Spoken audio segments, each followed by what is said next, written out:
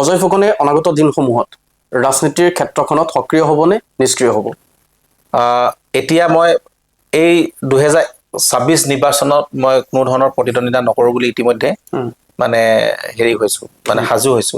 বহুতে এতিয়া মোক কৈ আছে যে এইটো সময়ত লাগে, কাৰণ কিয় জুবিন দাৰ কাৰণে ক'ৰবাত ন্যায় যুঁজখন থাকিবলৈ কাৰণেও যদি বিধায়ক এগৰাকী হয় বহুতখিনি সহায় হয় বা হেৰি কৰিব পাৰি।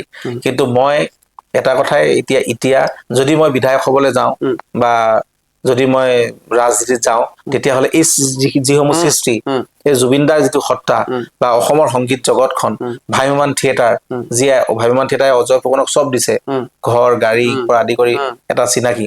তো সেইকাৰণে ক'ৰবাত অৱহেলা কৰিব নোৱাৰো মই। সেইকাৰণে মোৰ প্ৰধান সংগীতটো মোৰ মূল 1 নম্বৰ মই গুৰুত্ব দিছো।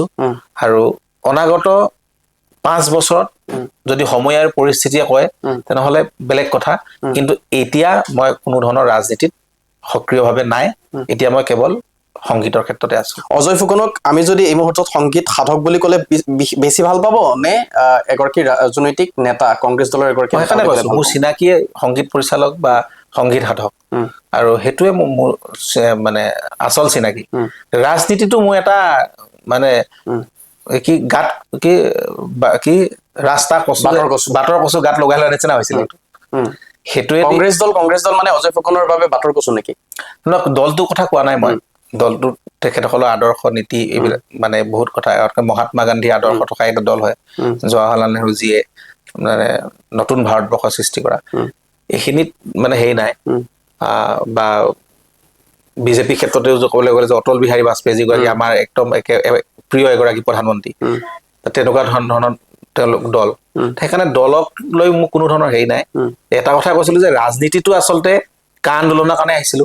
সেই কা আন্দোলনখনৰ কাৰণে ৰাজনীতিত ভৰি দিলো, কাৰণ তেতিয়া সময়ত আমি ৰাজপথত আন্দোলন কৰা আমাৰ কোনো মানে হেৰি নাছিলে। কাৰণ কিয় সময়ে আৰু অসমে যেতিয়া বিচাৰিছিলে, ৰাইজে বিচাৰিছিলে, আমি ৰাজপথত গলো। আৰু যেতিয়া ৰাজপথত আন্দোলন কৰি যেতিয়া একো নহল, ভাবিছিলো যে তেতিয়া ৰাজনৈতিক আন্দোলন কৰি কাখন অসমৰ পৰা আমি নোহোৱা কৰিম। সেইটো যেতিয়া আমি এতিয়া আজি যদি বিধানসভাত আমি কা বিৰোধী যদি গোটেই MLA থকা হলে আজি কাখন আমি অসমৰ ক্ষেত্ৰত ইমপ্লিমেণ্ট হ'ব নিদিলো হয়, বা 6 মানে হেৰি কিবা এটা মানে এটা হেৰি হল হয়, প্ৰক্ৰিয়া হল হয় অসমখন সুৰক্ষাৰ ক্ষেত্ৰত, ইনাৰাল পাৰ্মিটে হওক বা কিবা হওক। কিন্তু সেইখিনিতো নহল। নোহোৱাৰ ক্ষেত্ৰত এতিয়া আজি অসমৰ ৰাইজেতো ৰায় কোনফালে দিলে, ভোট যোনফালে গ'ল বিজেপিৰ পক্ষতে গ'ল। তো সেইকাৰণে আঁতৰি আহিলো। আঁতৰি আহি এতিয়া গানৰ ক্ষেত্ৰতে আছিলো। তাৰপিছত ইলেকশ্যনৰ পিছতহে মই বেক টু বেক আকৌ নতুন ধৰণে আকৌ জীৱনটোক আগুৱাই নিছো। আকৌ সৃষ্টিবিলাক অলপ বেলেগ হ'ল। আগৰ সৃষ্টিবিলাক বেলেগ আছিলে, এতিয়া সৃষ্টিখিনি বেলেগ হ'ল। সেইকাৰণে ভাল ভাল সৃষ্টিৰ মাজত যেতিয়া আছো, সেইকাৰণে কৈছো যে মানে সেই কৰবাত নহয় কৰবাত মানে বাটৰ কচু টাইপে আছিল মানে ৰাজনীতিটো। আৰু যদি তেতিয়া নকৰা হলে আজি তাৰিখত ধৰক অজয় ফুকনে আৰু অলপ বেলেগ কিবা চিন্তা কৰিব পাৰিলে হয়। সময় নাছিলে আচলতে। আৰু জুবিন দাই কৰবাত নহয় কৰবাত তেওঁ অকণমান দুখ পাইছিল মই পলিটিক্সত যোৱাটো। কাৰণ কিয় তেওঁ পলিটিক্সত মই যোৱাটো বিচৰা নাছিলে। কাৰণ মই তেওঁক লগত একেবাৰে কাষত আছিলো, ভালো পোৱা নাছিলে। সেইকাৰণে তেওঁ কৈও যে তই মোৰ লগত থাকিবি আৰু তই আজিকালি নাহ যে।